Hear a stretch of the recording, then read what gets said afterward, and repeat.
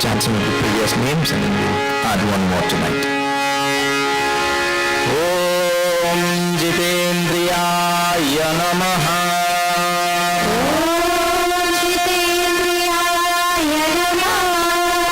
Om Jiva Brahmaikya Vide Namaha. Om Jiva Brahmaikya Vide Namaha. Om Jivan Muktaya Namaha. Om Jivan Muktaya Namaha. Om Jirna Mandirodharakaya Namaha. Om Jirna Mandirodharakaya Namaha.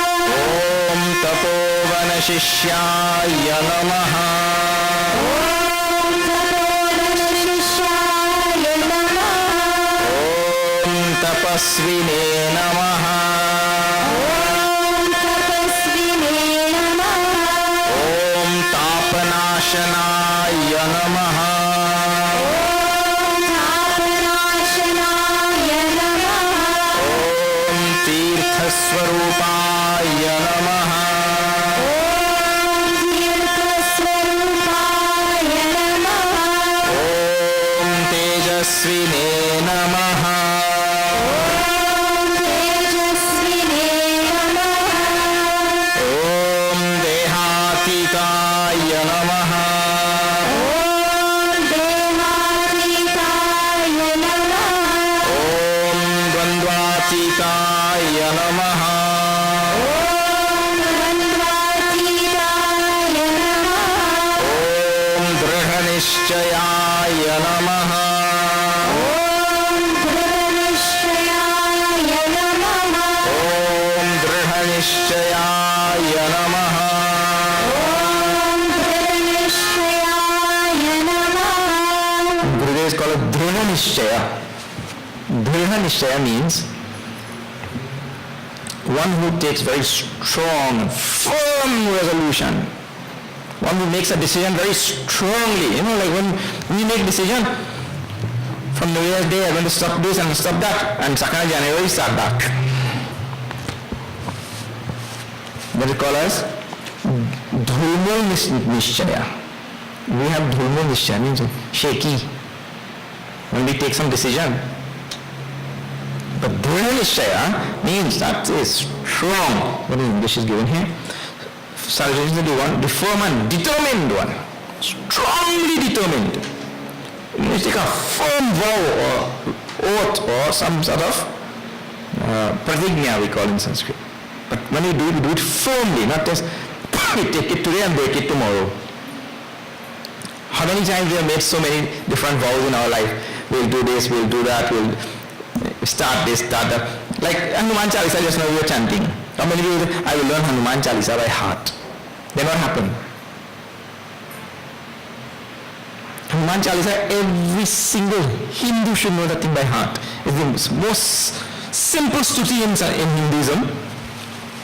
Most simple stuti in Hinduism, and rhythmical, you can sing it, and also contains all the essential philosophy and all the essential traditions and everything of Hinduism. It's so wonderful. Kande Munja Janeo Saje. It talks about Janeo. It talks about every single thing you can talk about. Bhakti, Jnana, Jai Hanuman Jnana Guna Sagar. Jai Kapi Sati Hulok, Bhakti, Jnana, Karma, Rama Kaja Kariveko Atur Karma. Everything is there in that. Hanuman Chalisa. Every single Hindu should know that thing. And people take, wow, I will know Hanuman Chalisa by heart. And then they learn one line. Jai Hanuman Gyan Guna Sagar, Jai Kapi Sati Hulok Ujagar, Ramadut. Then we call somebody. What is after Ramadut again? Because you didn't learn the thing properly. And you should be teaching it to your children. I remember going to a Tirath in South India. I don't know if anybody here was in that Tirath with us. We had gone to do parikrama of that Arunachal mountain in South India. And I saw a father with 2 children and a mother, father, mother and 2 children. And the father will walk 1 footstep and tell your children, now walk one footstep and say, Jai Hanuman Gyan Gun Sagar. Then, next footstep, Jai Kapi Sati Hulok Ujagar. Then next footstep, Jai Hanuman Gyan Gun Sagar, Jai Kapi Sati Hulok Ujagar. Ramadut Atulita Balathama. Next footstep. Like that. One footstep by one footstep, and teaching one pada by one pada to the children. What a father! What parents, you know? Amazing this. Bless that parent. That is how we teach it. But first he has to know the thing. And we say, well, all you teach children. But we have a good substitute, Bal Vihar. Send them to Bal Vihar and they'll come and they'll learn. So anyway, when we have to do all of these things, we have to take a firm decision. Dhra nishchaya. Firmly we have to be decided in our mind. I will do this, otherwise nothing will happen. So Gurudev called it Dhra Nishchaya Namaha. Salutation to that one who is Dhra Nishchaya. Okay? Alright. Now we are seeing chapter 6 of Bhagavad Gita, and when we left it yesterday,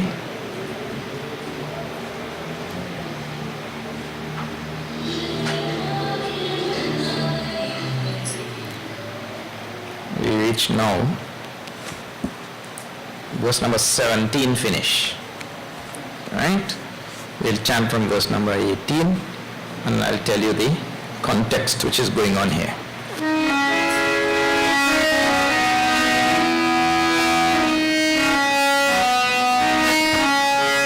Shri Krishna Sharanam Mama, Shri Krishna Sharanam Mama, Shri Krishna Sharanam Mama, Shri Krishna Sharanam Mama, Shri Krishna Sharanam Mama, Shri Krishna Sharanam Shri Krishna Sharanam Mama, Shri Krishna Sharanam Mama, Yada Viniyatam Vetam Atmanye Vavateshate. Shri Krishna Sharanam Mama, Shri Krishna Sharanam Mama, Nispreha sarvakamebhyaha yukta ittachate tadaha.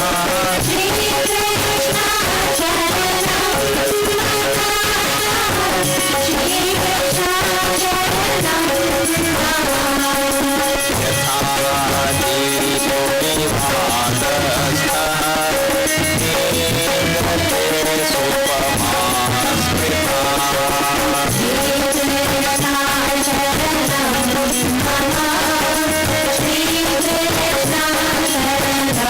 supamaskrita. Yogino yatachittasya drundato yogamatmanah.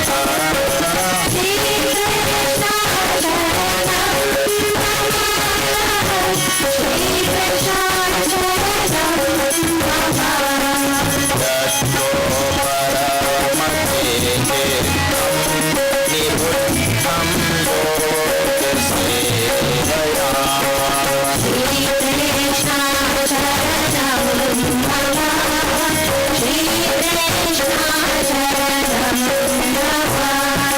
Yatra jaivatmanatmanam pashyannatmani pushyate.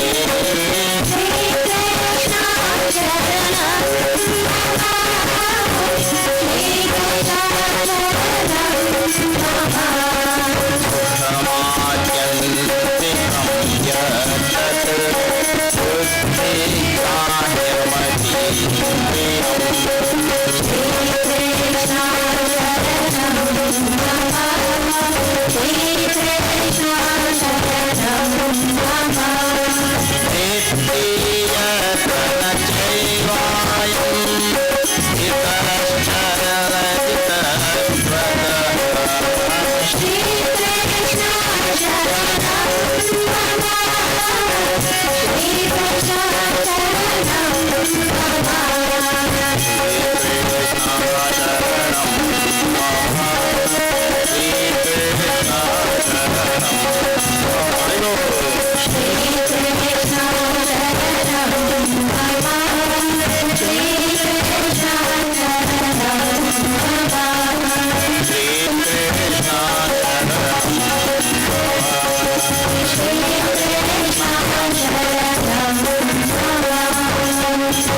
योगी युञ्जीत सततम् आत्मानं रहसि स्थितः एकाकी यत चित्तात्मा निराशीर परिग्रहः. From this verse, that is verse number 10 in this chapter, Bhagavan starts talking about meditation. Prior to that is the introduction from verse 1 to 9. From number 10 he starts talking about meditation.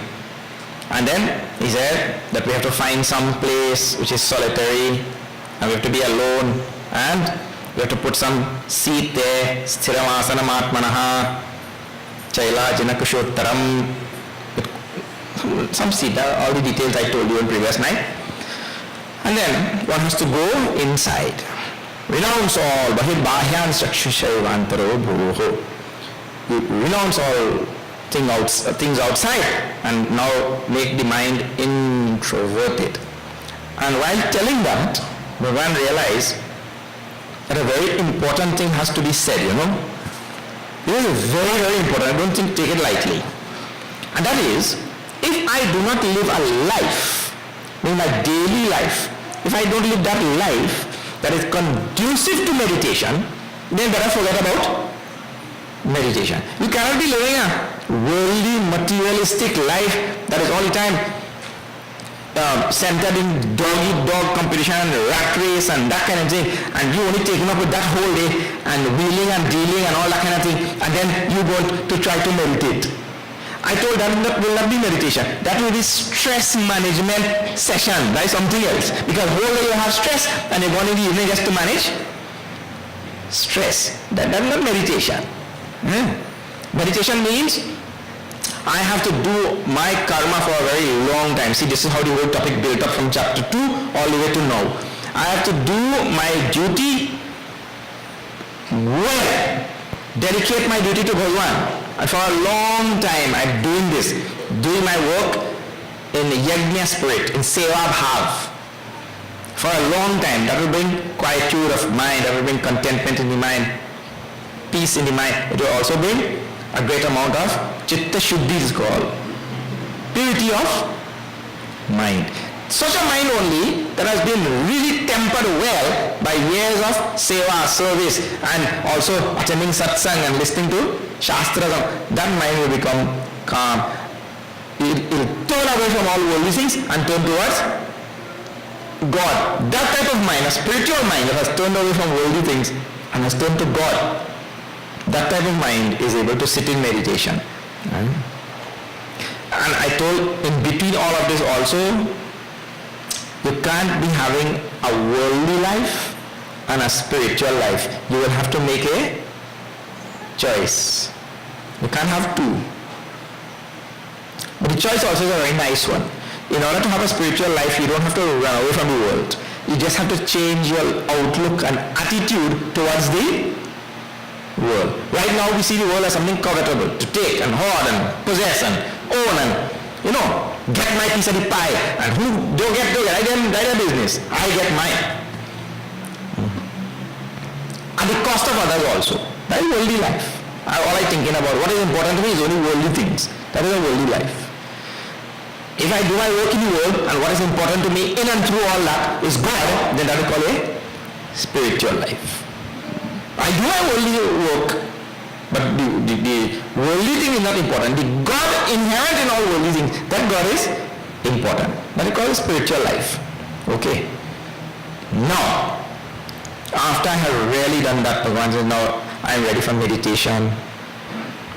I will be able to go inside very nicely. I will not have to struggle, But if I have not done my duty and I have not turned my mind away from worldly things and turned my mind towards God for a long time, I will not be able to now go inside and sit quietly and engage in meditation.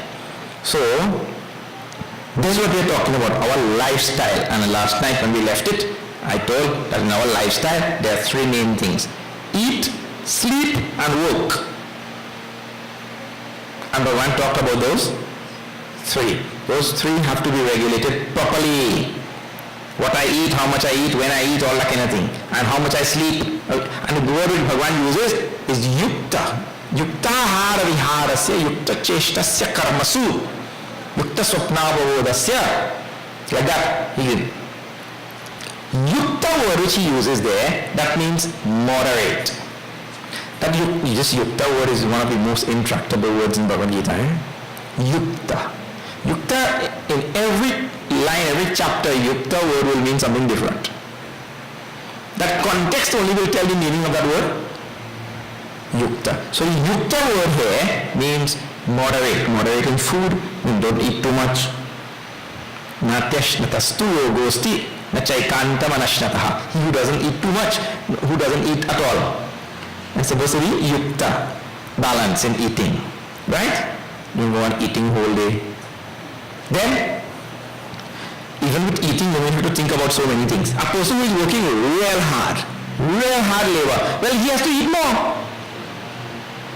People like you sitting in offices whole day in air condition and just only your finger and your mouth getting exercise. You have to eat less, but usually it will be the other way. You see, that's not yukta, that's ayukta. That's ulta. Upside down. So you have to, in your own life, you will know what you're doing hard work or not. If you're not doing hard work, then you should be eating less. So that will help you in your meditations, because overeating and all of those things, now statistics and research is showing so many things, gives so much of agitation to the mind, forgetfulness to the mind, sloth, slumber, laziness, all sorts of things to the mind, overeating. How do you meditate? So regulating food, then sleep. You must have proper rest. Some people need 5 hours, some people need 6 hours, some people need 7 hours, some people need 8 hours. Sleep. Some people sleep whole day.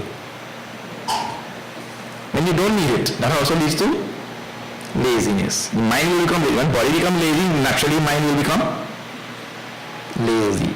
So yukta hara vihar. And vihar means all our cheshta, activities, action, karma, what we are doing all day. Engage in the right things. Sit in satsang every evening like this. What do people like to do in this country? Oh, evening time. You pass, go now. Today Saturday night. You pass down the road, you will see. That kind of activity, such a person can never sit in meditation. And if he cannot sit in meditation, he will never realize the absolute self. He will never realize God. Now see. One thing is connected to the next thing. Lifestyle is connected to spirituality. If I don't live the right lifestyle, I cannot ever engage in anything spiritual. And what to talk about God realization, enlightenment. So this is the topic of Bhagavad Gita, nothing else. The topic of Bhagavad Gita is about enlightenment, what we call as liberation, freedom, mukti, moksha. Not any other thing. Bhagavad Gita is not about getting rich and all that kind of thing. In fact, no shastra is about getting rich. But people greed only is about getting rich. Our goal in this human life is moksha, God realization. So Bhagavad Gita is a moksha shastra, it is called. So now that is what Bhagavan has reached. He is talking about lifestyle. Now if I have lived the proper lifestyle, now that lifestyle will be conducive to meditation, and then I will be able to follow all the things which he said there. Put the seat, sit down, sit straight like that. Samam kaya shiro guram dharayan nachalam stiraha samprekshana sikagram. All these verses we saw last night. Sit up straight and the attention at the tip of the nose, and then also neck and head and everything like that. And then I sit without moving, I told also. Achalam stiraha. 2 words he uses. Both mean still. Unmoving. You have to be able to sit like this. You try it. You see right now where you are sitting. If you could sit for the next 2 minutes without moving a limb, no shaking or moving, for next 2 minutes, then you're well good. You try it, you will see. You will drag your foot, you will move your hand there, you will turn so, you will watch up, you watch the next side. Something, some part of limb, head will move, hand will move, foot will move, something will move, eye will move. You can't move your eye too. 2 minutes. You could well, if you pass that test, you're very good. Something or something. And you're supposed to be doing that for at least 20 minutes or more. 20 or more. But the human being like a monkey, all the time. So now, if I have followed what Bhagavan is saying, then I'll be able to do it. Now here, if I'm able to sit now quietly, what will happen thereafter? That is what is there in these verses which we have chanted. For the one who is able to sit quietly without moving, no moving at all. He says, Yada Vinyatam Chittam Atmani Eva Avatisthate. He who has now controlled his mind, Vinyatam Chittam, control that mind well, and he sits quietly in his own self. Doesn't want anything, doesn't want to go out, nothing. He said, Nispriha Sarvakamebhyaha, who has gone beyond all expectations for worldly things, objects of the world. No desire for anything, no craving and longing. He said, Yukta iti uchate tada. That person is now called one who is settled. Meditation is about settling in one's own self, He is called Yukta. See here, Yukta would mean something different now. He is called a settled. United with himself. Right now, we will be here, but our mind will be there. Right? We are sitting in the temple, but you're thinking about something home, thinking about grandchildren, thinking about children, thinking about school, thinking of something outside. But one whose mind is able to stay home constantly, we call it yukta, means merge in himself. Stay in the Atma. Atmani eva atisthate is given here. Stay in the Atma itself. We have to be able to be like this. I cool, I good, I home. I don't want to go, I don't want nothing, I don't want to go anywhere, I don't want to talk to anybody. I cool, I good. But what about some coffee? Don't tell me not want no coffee, I want no coffee. I'm happy and peaceful where I am right now. Atmani eva avatisthate. To be able to stay like that for a long period. And in the next verse, he tells about an example. How that mind is supposed to be. Yatha dipo nivatastha ningate sopama sprita. He says, Bhagavan says, sopama sprita. This example comes to mind. This example comes to mind. What example? He said, Yatha dipo nivatastha ningate. Like a flame in a windless spot. You see this flame, all of them flickering, you see? See how I'm doing so? Because it is not windless. But if you put that flame in a windless spot, and that thing will burn like this and you will not see one shake, straight and no flicker. The mind has to be like that. He says, Yoginaha yatachittasya yunjato yogam atmaha. For that yogi who is able to keep his mind like that, he will be lodged in himself. He has to keep his mind steady in one place. Otherwise, our mind, million thoughts are going through at any one time. You're thinking about so many things. And then you see, like I will start a sentence. And before I finish the sentence, your mind gone and come back and I miss out half of the words where I say. Then you're thinking, we just say it? Now you're poking the person next to you. We just say it? I know when it happened best when I tell him some joke and your mind gone and everybody laugh, and when everybody laugh your mind come back now. Then you're asking, what you say? What was the punchline there? Because you missed the joke. Your mind gone somewhere else, you see. But that's how the human mind is. And the person who could really master that mind, he is called as yogi. Bring it. Na ingate sopamas pratan. Don't let it mind going here and there, all over the place. And going into so many unnecessary channels. You have to see your own mind. This 6th chapter, which is called meditation, has really to be centered on the mind. Because it is the mind which is in the Amrita Bindu Upanishad, it says in the beginning, Mana eva manushyanam karanam bandha mokshayoho. That the mind is the cause for moksha, or the mind is the cause for bondage. If I can master the mind, then I'll get moksha. If I can't master this mind, I'll be bound in this world and sansar and all the pairs of opposite, death and birth, disease and health, right and wrong, good and bad, joy and sorrow, pleasure, pain, all of them I will be tossed about whole day for the one who cannot master the mind. So that mind has to be brought. Yata chittasya, of controlled mind, that yogi yunjato yogam atmanaha, settled in his own self. Yatro paramate chittam niruddham yoga sevaya. Through yoga, through the practice of yoga, means bringing the mind and uniting it with himself. That is the practice of yoga. Bringing the mind home. Okay, he's not talking about the practice of yoga. You know what you call as yoga, you go and twist your body in all different directions and things. You know what yoga? Here I'm not talking about that thing. The topic is different. Here yoga means, yoga sevaya means through the practice of yoga. Yoga in Sanskrit comes from a root which says yuj. Yuj means to unite. Like you have one thing and this thing, you unite both. That is called yuj. So, here what are you uniting? Your mind is wandering all over its world whole day, and you to unite the both. But if this mind is not trained and mastered through shastras and sadhana, if that mind is not trained, you will never be able to unite. That mind is wayward, wicked. Chanchalam himara Krishna, Arjuna will tell just now. Bhagavan will tell the technique also.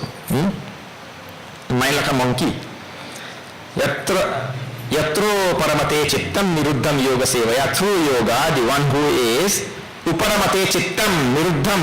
See, uparamate and niruddham means who is able to cause the cessation of all activities of the mind and is able to control it, stop it, niruddham. How? Through the practice of yoga, through bringing it back home every day. Sitting in meditation and bringing it back, sitting in that practice and bringing it back. Yatra cha eva Mana atmanam pashyannatmani tushyati. That person, that one who is able to bring that mind and by his own mind come to see the self. So his own mind come to see atmana atmanam pashyati. Pashyan, seeing his own self through his own mind. Means the mind come inside instead of looking at this, looking at that. How many things we look at in this world? To be able to bring the mind inside and see the quietude of one's own heart. Atmana atmanam pashyan. Pashyan atmani tushyati. And being contented in the self. That person is in the state of meditation. Now, see, and please remember, one can only do these things if one has really practiced a lot of sadhana for a long time and lived the proper lifestyle and all that. So you have to make a very firm decision. And today we saw that in Gurudev. Driha Nishchaya, that name of Gurudev. Make a firm decision to tread the spiritual path. Relinquish the worldly path. Tread the spiritual path. It is sukhmatyantikam yatta buddhi grahyamatīndriyam veti yatra na chaivayam sthitas chalati tattvataha. Let us chant that one.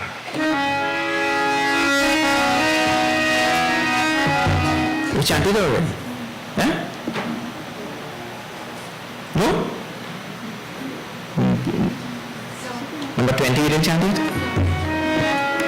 21 I mean. Shri Krishna Sharanam Namo. Shri Krishna Sharanam Namo.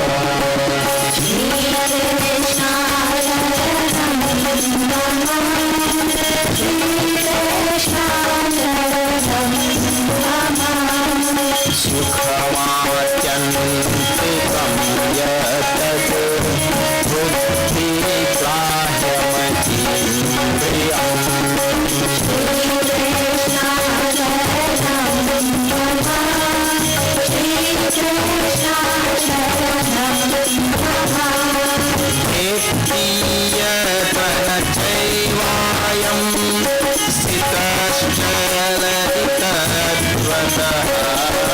Shri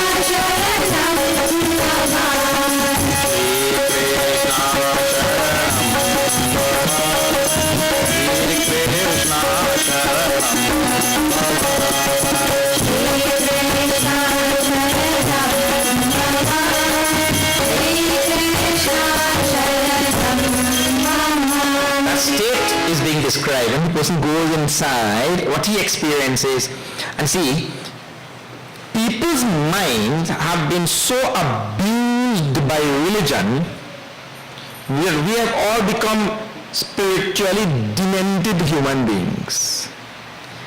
All religion gone abusing our mind and pointing in the sky that I will go up there, and we say, and we point up like that, we will go there. And all that kind of thing. Huh? And wait have place in the sky way over. All kind of abuse they have done psychologically to our mind. Huh? And because you're living in a predominantly Christian society and all Hindus also talk like Christians. Don't hope to go up in the sky no way. Why are you talking about going? Inside. That's why we talk about antar jyoti. All these words you hear? Going inside. Because God is all pervasive. Why you have to go in the sky to meet God? And the place where we feel, see, where are all your feelings? Your feelings are in your toe or your feelings are in your heart? Where do you have feelings? In your heart, isn't it? When you know something, you say, I know it, I understand it. Where is that? That is called the guhya, the cave of the heart. When we say we know something, in our guha, buddhi guha, it is called. In the cave of the heart, that is where we really know, deep down inside of us. We know it to be like that. It is there that we will find God. Where you can't find God where you don't feel it. You don't feel anything outside. See, for example, your car is parked outside, right? You're feeling anything there? You can't feel something or know something outside you. You can only know something inside. When the teacher says 2 plus 2 is equal to 4, you are looking at it on the board, but the understanding doesn't come on the board. The understanding comes inside. The knowledge comes inside. The experience comes inside. You see, your bicycle cannot experience something for you. Something outside. All experience comes from inside. So it is only inside you can experience God. So it says, Sukhamatyantikam yattat buddhi grahimatindriyam vetti yatra cha eva ayam sthitas chalati tattvataha. That reality, which is being spoken about here, that reality is to be experienced as atyantikam sukham. Atyantikam sukham means to say limitless joy. Where we feel it? In our own heart. Not outside.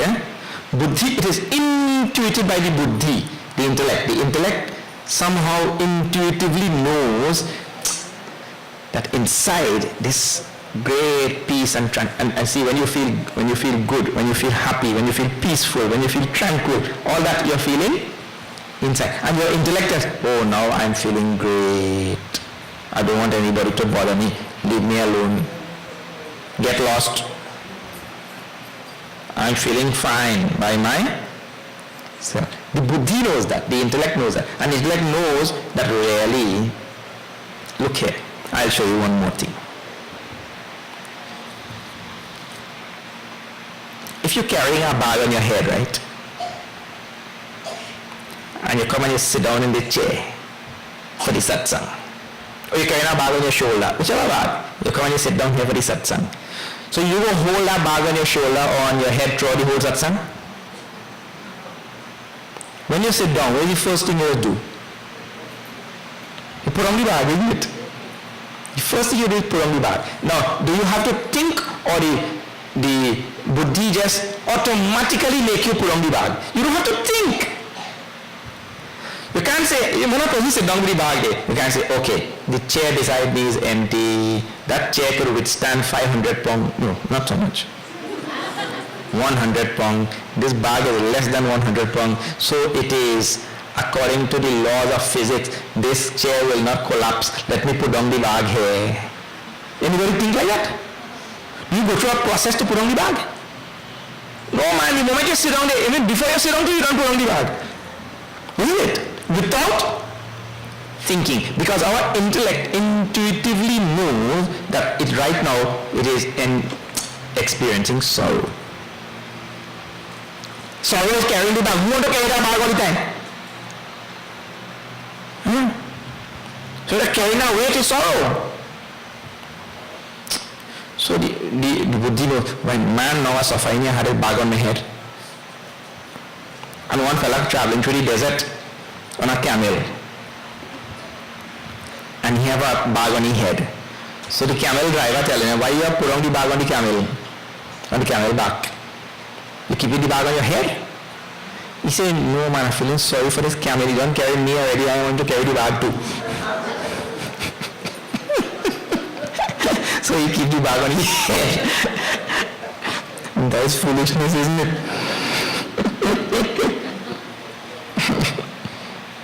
And if you have the bag on your head and the camel carrying you, you also carrying the bag right to a level sofa.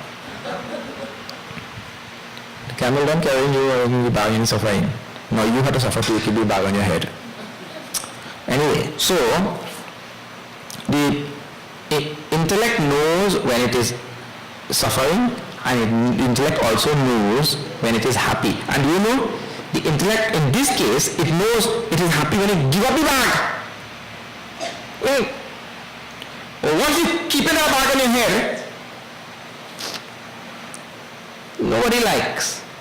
In fact, the intellect, if it is educated properly, it will know that true happiness lies in giving up, not in. The intellect is not educated properly. I will show you something. Look here. The intellect is educated wrongly by worldly circumstances and by the education system and by, the push of society. How? I'll show you. The intellect says, when I get a new car, I will be real happy, That's something outside, right? He says you'll be real happy when you get a new car. No. When you get the car, are you happy or not? Yeah. When you get a new car, are you happy? But he only counts that little bit of happiness which he gets at that time. He doesn't count all the other sorrows associated with that car. To save that $150,000 for that car, how long he had to work? But he accounted all that sorrow, right? He didn't count that. So he had to work for years to save up that money. Take care. After he get the car now, he gets happy. So he forget all that sorrow and then he work for 10, 20 years. You get the car and now he's happy. Now, this car, he have to, because a new car, you have to take out, you can't take out third-party insurance. You have to take out full comprehensive. So he had to pay about $5,000-6,000 in insurance every year. So again he had to work. So now all this sorrow to work to pay $5,000-6,000 for nothing. Because who does claim on the insurance? They are only the big insurance, the multi-million-dollar companies. They are the ones who gain all this money, right? And they are the ones who have all the authorities under their control, and they could tell, well, the insurance has to be like this. They are the rules. They make the rules and all that kind of thing. But you have to dish out your $6,000 every year to pay for this car. So he accounting all that sorrow. Then he had to make sure all the time he have a bicycle and he had to wash no bicycle and thing. Now he had to pay $50 to wash the car every 2-3 days. Now he spread newspaper in the floor and thing. He want to to mess up his car. He own children and he ragging them and thing now. Before he never rag anybody for his bicycle, But now he own children and he ragging them when they come. So it's misery for he because they come in the car and they eating and throwing cricks and biscuits and all kinds of all between the seats and thing. So that is misery for he. And then he ragging them, that is misery for them too.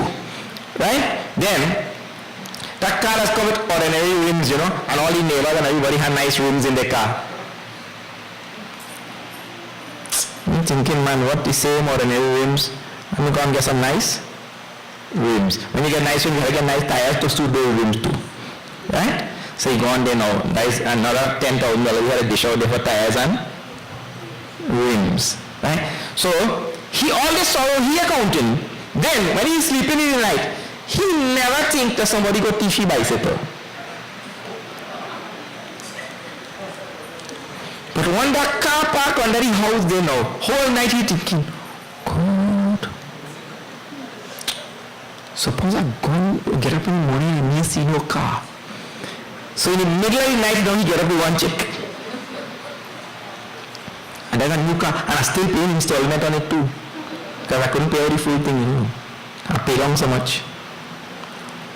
So you had to pay for a car with a thief now. Then, if he get a little scratch and somebody bumped him from behind, I tell you, the little happiness he gets from the car, he not counting all this other sorrow. The human being is like that. He'll realize, one day, a man went to a sage, and he said, "Oh great sage, tell me how to be happy." People say when you get money, I will be happy. When I get this, I will be happy. But I realize none of them things don't work. You please tell me how to be happy. So the sage said, okay, I'll tell you. You walk around the whole world and you find a man who truly happy deep down inside his heart. Who truly happy. And you ask him for his shirt and you put on his shirt. I go say the mantra from here and you will become truly happy. So this man gone all over the world. He find rich people and he asks them, are you truly happy? Every day, whole day. Well, rich people can't say that. Huh? Then he find educated people. Are you happy? I want all the shirt. No, we're not happy, man. Educated people not happy. Rich people, powerful people who have power, they're happy. He walked all over the world looking for all type of people, asking them if they're happy because he want a shirt. And he couldn't find any happy man. Any happy person, no happy person across the whole world. Then he reached on the Ganga par. So he see a sadhu sit down there. He say, Baba, you looking like you're real happy. You happy? The sadhu say, yeah, absolutely happy. He say, oh, finally I found you. A great sage tell me that if I wear your shirt, I will become happy too. Please give me your shirt. The sadhu say, what shirt? Yeah, no shirt. After you find a happy man, no, yeah, no. No, this fellow. The idea is the one who is truly happy is the one who has nothing. Anytime you get any little thing, let me tell you, I'll just demonstrate with this thing. I gone to Toronto the other day and a man gave me this. I have a few of this, but people like to give me all kind of things. He gave me this watch. When I see it, I like this watch, I say this watch very nice. When I come back in Trinidad now, I hold it like this. I put it on the table, and I've taken up something next to my hand, hit it, thoroughly fall along with the ground. Well, a few of the numbers I didn't fall out.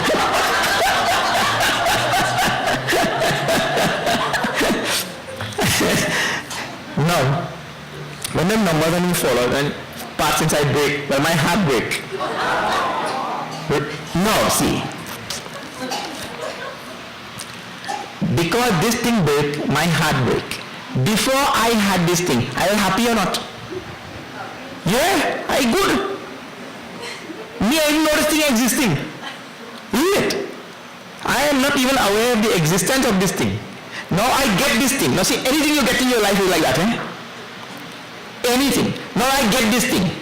Now I said I'm mine. Now when you fall out and now somebody non-minding fall out, I feel like my heart break.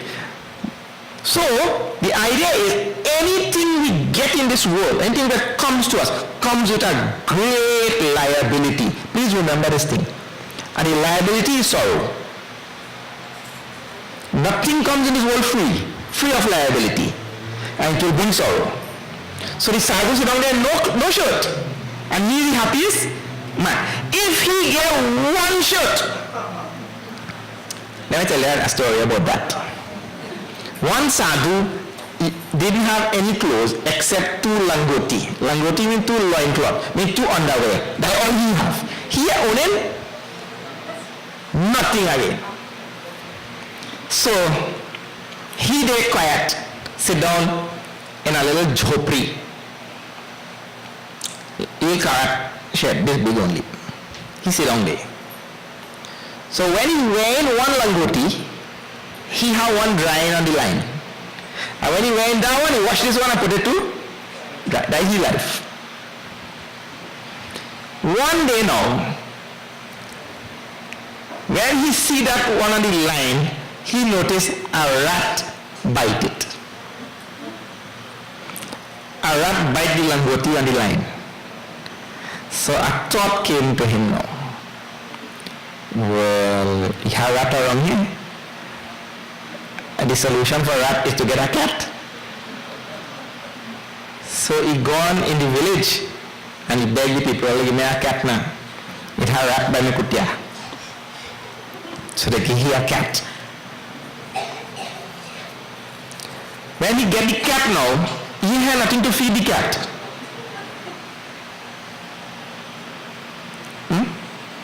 Not the rat not coming, but he had nothing to feed the cat. So he gone back in the village. Well, give me a little bit of milk now. They gave him milk. Now every day he going to beg for milk. Now the people in the village are fed up with him. And then milk is not for him.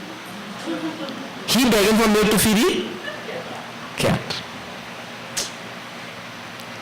So the people in the village are fed up and they say, look, this sadhu come in every day to beg for milk. Better we give him a cow. Gone from rat to cat to milk to cow. We give him a cow now. So now he milking the cow and he giving milk to the cat. Now he live in a little kutia, he have no place where he can get grass for a cow now. He have only no property and he have grass for a cow. So he have to walk now. He used to do japa and meditation and thing before that. Now what he doing? He going to cut grass for cow. And then cow will eat a little bit of grass. I know, I have one day. So he cutting grass for the cow, this, that, all he time going. And then when he milk, so much of milk now, that cat can drink all the milk. That can drink one cup of milk, he get one bucket. Now he take the extra milk and he go in the village and he sell it now. Now from sadhu he become businessman. milk vendor now. Now he say, man, but this is too much for me. I look all my time gone in all these other things now. So he gone in the village and he hire a girl to come there and cut grass and milk cow and sell the milk and take money too. Yeah? So she come in every day now, she cutting grass, milking cow, going and selling milk, taking the money, she salary. Because when he get salary to pay. So she come and doing that, come and going. Hey. In the rainy season start, the river come up, now she can't come, now the cat starving. Now the cow balling, no grass.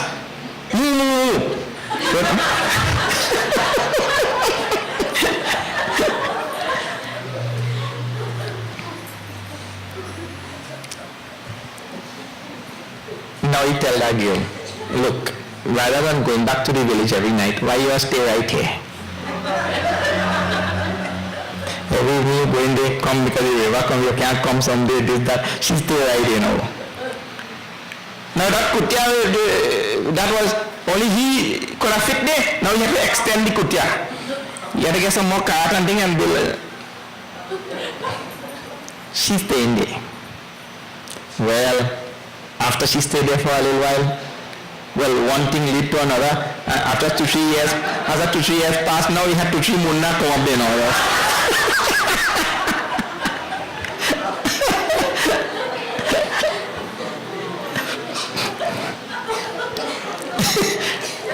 then this sadhu, he guru pass in one day. They say, Tushi Munna come, you have to extend the house, build bigger place, you have to buy land, you have to buy more cow. They say, where do you have money to live? That cow milk could only support one person. They extend. Now some, his guru was passing in that direction one day, and the guru said, Hara Shishya to live here in a little jhopri, Wait, he stopped by the house now. And he asked him, where is jhopri is to be here? This man come out. When he come out, about 2-3 little munna come behind him, holding dhoti. This guru asked him, Hara Shishya is to live somewhere here. He said, Guruji, me. And Guru couldn't recognize him now. He said, it's me. He said, Bapre Guru, Bapre, what happened to you? He said, Guruji, all this is too long, dhoti and that.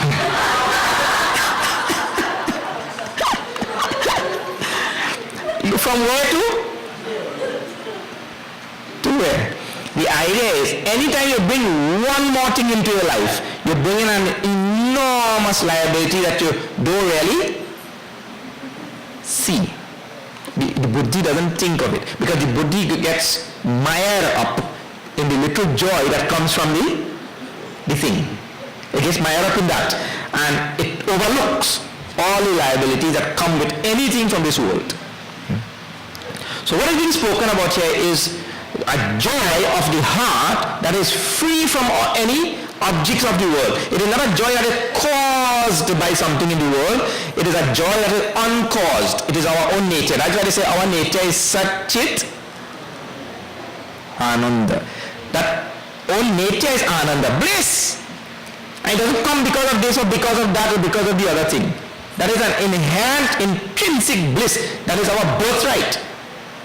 Sukhamatyantikam yattad buddhi grahimanti. That know that person has reached when he has experienced this inner joy, which is endless, limitless. Sukham atyantikam. Atyantikam means limitless. Veti, you understand this. Yatra na cha eva ayam stitas chalati tattvataha. When he now loves in his own heart, unmoving, undisturbed by anything. Yam labdva chaparam lavam manyate nadhikam tataha.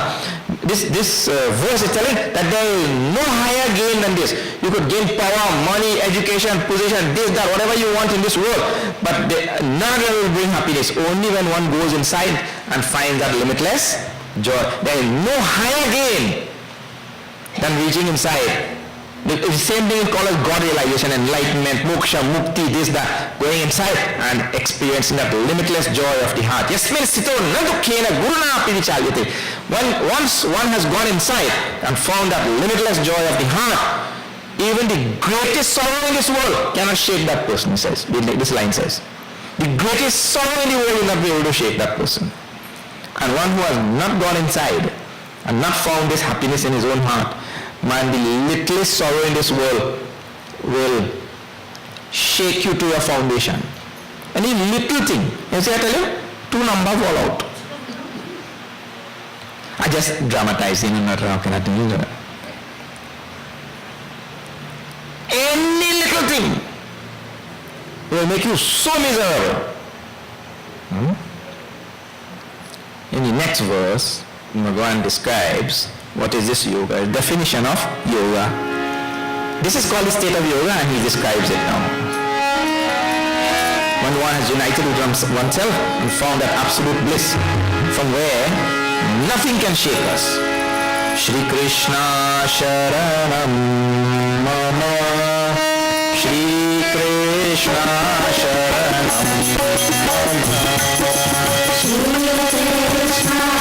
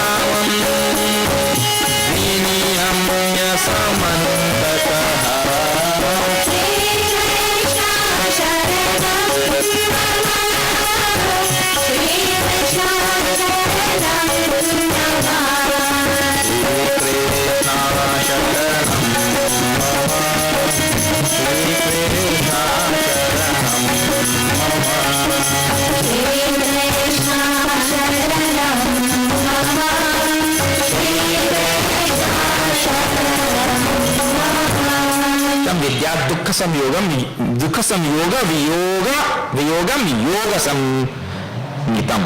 That is said to be yoga. Bhagavan is defining yoga in this line. What is yoga? See a wonderful definition. Yoga is dissociation with sorrow. Bas, that is it. Tam vidya, that is known to be yoga. Tam vidya yogam, that is called yoga. What? Dukkha samyoga viyogam. You know, right now we are associated with all things in this world that only bring sorrow to us. Everything brings sorrow to us. It will bring some happiness. I just told you, it will bring some happiness, but you get blinded by the sorrow that is associated with that thing. You are only taken up with the little joy, the happiness that you get from it. But I just showed you with one article, with a cow only, I just showed how so many sorrows you overlook just to get the little. Like for example, when you anything, coffee or snow cone or ice cream, anything you're eating, pizza. How long it take you to eat a pizza? 5 minutes. 2 to 5 minutes, right? To eat down. But you know, that 2 to 5 minutes of happiness, man, your body had to deal with that, with all that cheese and all that flour and all that unhealthy thing. Your body had to deal with that for hours and hours, for 5 minutes of. But you overlook all that. And then when you're doing the same thing for 25 years or 30 years, then when you add up 25 years and 30 years of joy, a 5 minute joy, you get like 1 day. And then for 30 years of eating that junk, now how much sorrow? All high blood pressure and diabetes and heart problem, clogged arteries, all kind of things, just because you eat that thing for 30 years and you add up all the joy of 5 minutes, you will get 1 day joy. Right? And all the problems.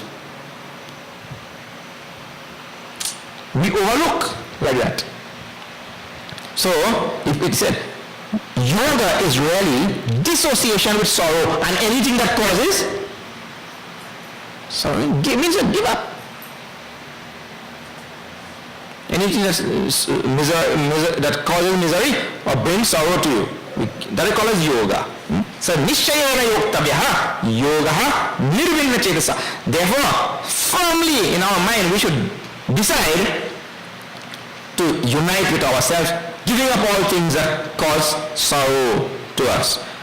And he said with nirvinna chetasa, with a mind that doesn't have hate, with a mind that doesn't have any sort of disturbance, with a mind that doesn't have all negative things. This is nirvinna word is why has so many meanings.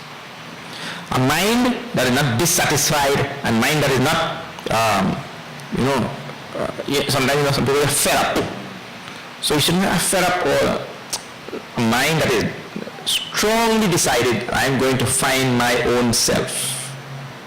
That is the idea. Sankalpa prabhavan kaman tyaktva sarvana sheshataha manasa eva indriya gramam viniyamya samantata. Controlling all the senses from all sides with the mind, and giving up all thoughts of worldly objects and things. Sarvana sheshataha, from all sides I go inside. This is the idea. Bhagavan will continue this idea in the next verse, very famous couple of verses coming up. We will see that thing tomorrow.